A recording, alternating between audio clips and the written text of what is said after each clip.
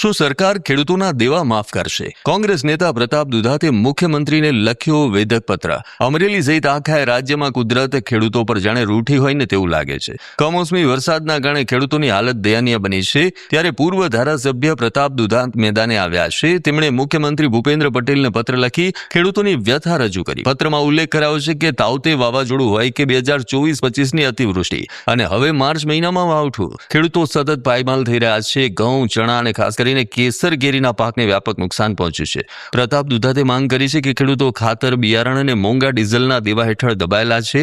આવા સમયે નાના પેકેજ આપી સંતોષ માનવાને બદલે સંપૂર્ણ દેવા માફી જ એકમાત્ર ઉકેલ છે. જો ખરેખર સરકાર સંવેદનશીલ હોય ને તો ખેડૂતોના હિતમાં તાત્કાલિક નિર્ણય લેવો જોઈએ.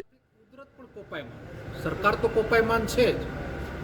દાખલા તરીકે તોકતે વાવાઝોડું લઈ, 2018ના નાના મોટા વાવાઝોડા લઈ, 2024-25ની અતિવૃષ્ટિ, 25-26ની અંદર તૈયાર પાક. કમનસીબી આ વિસ્તારના ખેડૂતોની એ પ્રકારની છે કે તૈયાર પાક લાહણી કરીને જેવું યાર્ડમાં જવાનું હોય અને કુદરત રૂઠી જાય છે. ફરી વખત કમોસમી વરસાદને કારણે બાગાયતી પાક, ડુંગળીનો પાક, જીરાનો પાક, ઘઉં, ચણા, વિવિધ પાકોના વાવેતરોને તૈયાર પાક નષ્ટ થઈ ગયા. આજે સવારે ખેતરોની મુલાકાત લીધી અને ખેડૂતોની જે હાલત જોઈ છે તો હૃદય દ્રવી ઉઠે.